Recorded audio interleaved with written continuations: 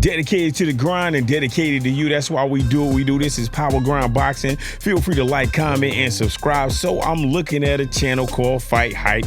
I see Brian Norman, and the title is Brian Norman exposes Jaron Ennis and talks about his funny moves to 154 pounds after his unification fight, right? Then I just started thinking to myself, these guys who interview these fighters, it seems as if people like Fight Hype, a couple of others, of course, do not understand that a lot of these boxers don't know the business of boxing. I say that because they ask these boxers questions, and the answers that come from these boxers show that they are not in reality and they do not understand the business of boxing. So when I'm listening to Brian Norman, I'm thinking to myself, damn, this dude just does not know. Listen, we need to start educating these boxers on the business of boxing. The reason why boxers are consistently taken advantage of is because they don't understand the business of boxing. Most of these dudes, they come from nothing. They come out of the hood, especially if they look like this, they really come from nothing. So since they come from nothing, they don't have the education that's required to understand business. Productive business, not just regular business. You feel what I'm saying? So a lot of these boxers, since they come out of nothing, they just don't know what they don't know. So they're speaking from their experience, but they don't have any business experience. You got what I'm saying? So it creates a situation where people can ask them the worst and most horrible questions that they know they don't know the answer to. But the boxer is just going off what he thinks or what she thinks. Don't really have the answer, but just going off what he or she thinks.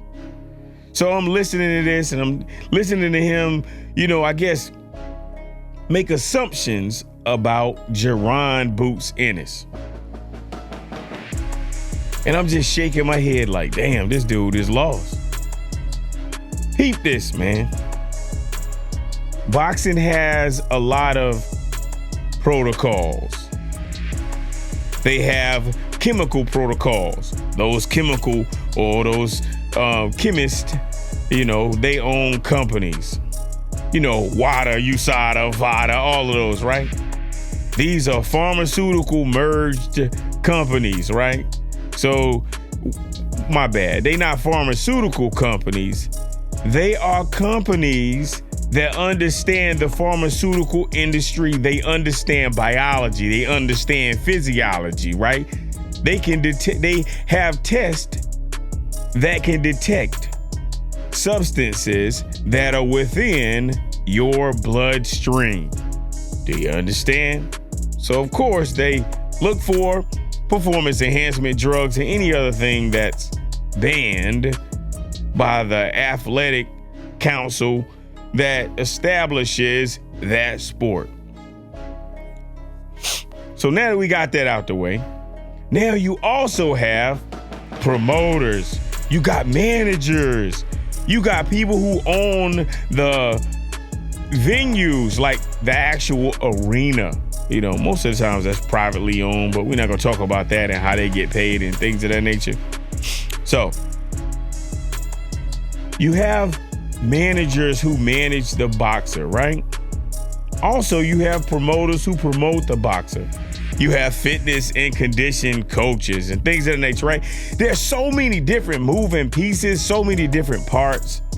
And I'm gonna break this down on another episode, but I'm just so aggravated and so frustrated. I'm trying to get to the point. So Brian Norman does not understand that there are different matchmakers that are in Eddie Hearn's ear And those individuals are also in Jaron Boots Ennis' ear. And what they're trying to do is they're trying to make the best business decision. Everything has to be financially viable. They're not just making decisions. No one is ducking anyone. Brian Norman, no one is ducking you. Jaron Boots Ennis, no one is ducking you as it applies to the business. Everybody, these are prize fighting. Eddie Hearn knows that more than anyone. So these guys are trying to make the most money possible off of these fighters. These fighters, they need to wake up and get with Devin Haney and understand that, listen, these people in this boxing world do not give up about you. You better look out for yourself. If the world has not learned anything from Devin Haney, they better learn that. The world don't care nothing about these fighters. These fighters better look out for themselves. I saw Devin Haney do what you're supposed to do as it applies to good business. I seen him dominating. However, the Achilles heel that Devin Haney had was that he was not fighting the fight that other people wanted him to fight. People like, oh, don't box. We want you stepping. We want you stepping. So what he did, he made a fatal mistake. He tried to step to a guy who was on performance enhancement drugs and who came in overweight intentionally. That dude is named Ryan Garcia. And then we eventually found out that Ryan Garcia is a drug cheat, one of the worst in the boxing, and nobody cared. Everybody said that pads didn't matter. They said that the weight didn't matter. I'm like, damn, pads don't matter, weight don't matter. That's what people were saying when it was Devin Haney. So now, pads don't matter, weight don't matter. We saw Devin Haney, we saw that fight, we saw it get overturned, but we saw the punishment that both of these fighters took. But one was a cheater and the other one was doing so great and on a trajectory to, man, he was on a tearing spree and everybody knew it. You got what I'm saying? Nobody was mentioning Devin Haney. Everybody was like, no, I don't want that smoke. But then when Ryan Garcia cheated, then everybody was like, oh, yeah. Forget that. I want that smoke. But then when Ryan got caught cheating, oh, man, then fighters started getting silent. You feel what I'm saying? But anyway, everybody needs to get on this Devin Haney train because Devin Haney understands that this boxing is a business and he is trying to get that money. All of these boxers better understand that, look, these fighters, you are prize fighters. These fans don't care if you live or die. So you got to care if you live or die. And while you're living, try to get as much money as you can because these fans are fickle. One day, they cool with you. The next day, oh, you got exposed. Oh, you got what I'm saying? These fans have no loyalty. Fighters, get your money. Focus on getting your money. You can let other people say whatever they want. Fighters need to focus on getting their money.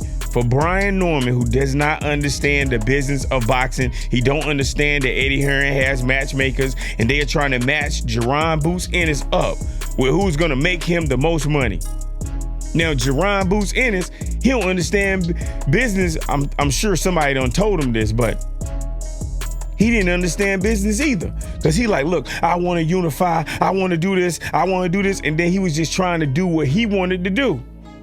And then Eddie Hearn like, look, we got bigger fish at this weight division. And eventually they put the pressure on Boots. Boots moves up to 154 because there are more lucrative fights at 154 pounds. Listen, Jaron Boots Ennis is a black fighter. Brian Norman Jr. is a black fighter. Boxing is all about race, pride, nationality, culture. And it's run by racists. Racists do not pay, and they do not want to see the black guy against the black guy. That's just not how it works. It sells more money if it's a black guy versus Hispanic or Mexican, Puerto Rican, something like that. Boxing fans will not support black fighters against black fighters. You may be asking me, why would I say that? Okay, so we saw Errol Spence Jr. and Terrence Bud Crawford. We saw them go back and forth for years and not fight. Bud Crawford was with Top Rank. Errol Spence was with the PBC and Al Heyman, right? For years, they was talking about making a fight, but they were not making a fight. They just was not making a fight. Now, since Bud knows the business, didn't know the business, Errol didn't know the business, they're fighters. They want to fight. They've been wanting to fight for years. Errol Spence said, hey, Bud is on the wrong side of the street. That means he was signed with Top Rank. Bud Crawford had the opportunity to not sign with Top Rank and then become a free agent and do what he wanted. But he chose not to do that because the Top Rank money, some millions, that was the easiest thing. He was comfortable with Top Rank, and he did not know the business of boxing. Because if he understood the business of boxing, then Bud would have signed with the PBC when PBC was running everything and had Errol Spence. And what they would have did is they would have built up that fight, and then they would have made money from that fight. But no, that didn't happen. Top Rank was doing what they was doing. They was on one side of the street. PBC was doing what they was doing. They was on the other side of the street.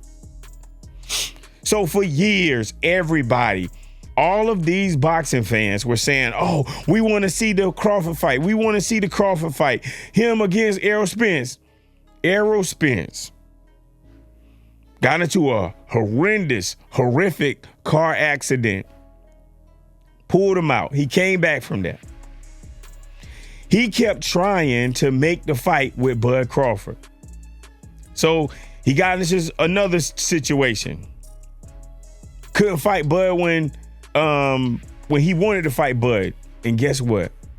He was on the layoff. Bud took a fight with David Avasarian or whatever the fuck his name is. And then they made a fight at 147. Now, mind you, Errol Spence was on a long layoff. Didn't do both. What he should have did was took a tune-up. But hey, Errol Spence arrogant. He don't know the business like that. He not a matchmaker. He like, hey, I don't take tune-ups. Cool. Bud took a tune-up. David Evansian. Now, what people not talking about with the David Evansian fight is that Bud had a glove gate too.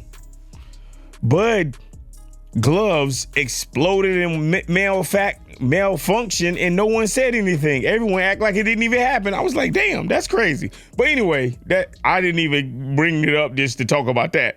My point with bringing it up is Errol Spence, Bud Crawford, they were finally getting ready to fight.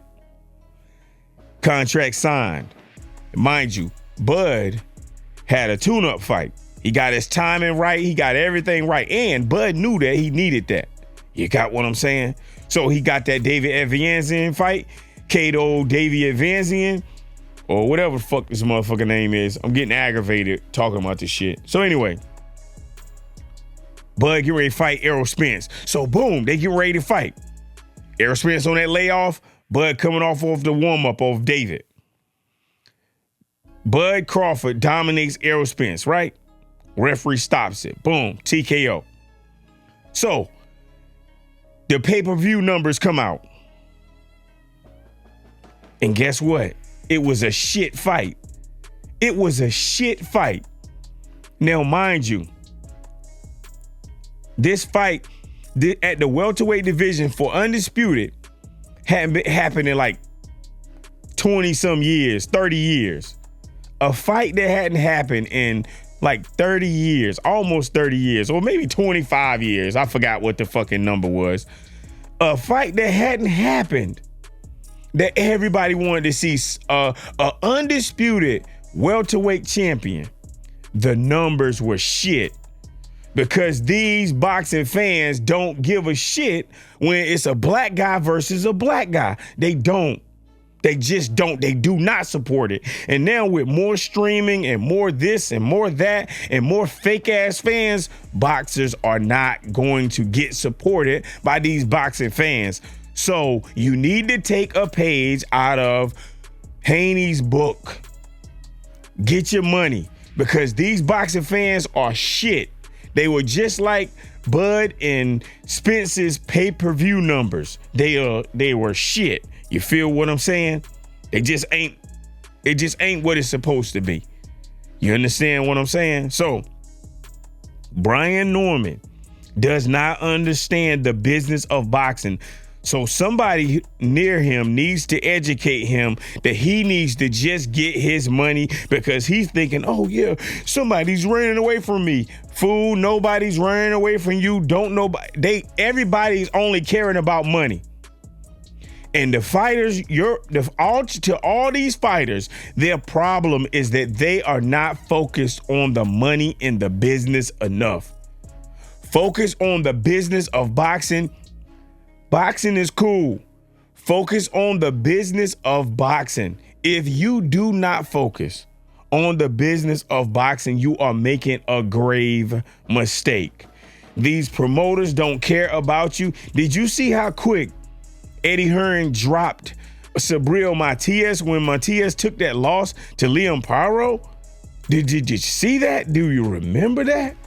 Look, man, these promoters only care about the money. Did you see how Eddie Hearn let Richardson Hitchens be a free agent until he won against George Ferocious Kambosos? Did you notice that?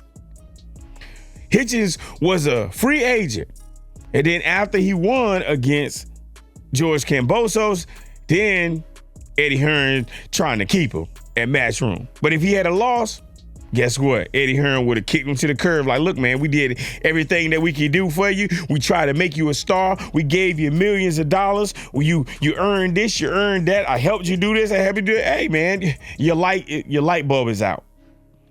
What you got to do is you got to turn your light bulb back on. And when you turn your light bulb back on, then reach out to me. Do you understand? Look, there's no loyalty in this boxing. This boxing is a dirty, dirty game.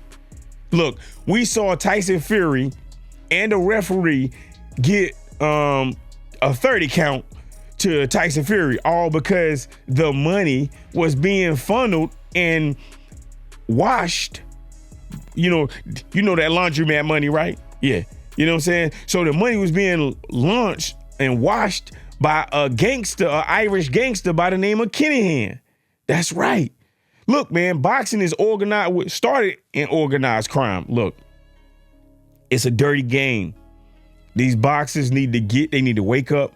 They need to get aware and need to understand that nobody care about you. Only you care about you. You better go to war like I'm at war right now. Look, I'm in the War Zone Studios in Texas. If you don't know, man, shouts out to my peoples at the War Zone Studio. You feel what I'm saying? Hey, we doing what we do. I see you, dog. I ain't gonna shout your name out, but I'm just saying, I had to shout your studio out, though. You know what I'm saying? But anyway, War Zone Studios, Texas, Houston, H-Town, stand up for real. But anyway, like I said, listen, these boxers need to do nothing but focus on their coin. That's all. Now, I heard Turkey Al-Sheikh say, I ain't gonna be paying for these boxers who do all this running. Now, he was talking about William Skull against Canelo, but look, it is Canelo Alvarez's job to cut the ring off. If Canelo Alvarez did not do a good job of cutting the ring off, then what are you talking to William Skull for? Don't say shit to William Skull. He did what he's supposed to do. If he felt like he didn't want to engage, then guess what? He's not going to engage, and you can't make him engage because he's in that ring. He's putting his life on the line. You don't care about his life. You so don't care about his life that you don't even support real boxing. You don't buy it. Like I said, the best example of this is when Terrence Bud Crawford went against Errol Spence Jr. Y'all did not support it. You didn't buy it. Some of you stole it and bragged about stealing it. You do not care about boxing, and these people don't care. So these fighters better just get their money. So Brian Norman needs to educate himself on the business of boxing, and he needs to understand how boxing works. And he needs to chase the bag. Now, I know he's getting ready to go to Japan. I don't know what the drug testing is like over there, but I do know that Stephen Fulton went over there and he got, got put down. You feel what I'm saying? But now, Fulton did say that he was drained. He did look a little slower, et cetera, et cetera. But hey, the monster is still the monster. You feel what I'm saying? And hey, it is what it is. But like I said, these fighters need to understand the business of boxing. I might talk about that on a different episode, but I'm so angry right now that I had to get on and say what I'm saying right now. Look, educate yourself if you are a boxer in this game. It's a dirty sport, and nobody cares if you live or die, and nobody cares if you win or lose. But if you do lose, then just understand that you might be a meme forever.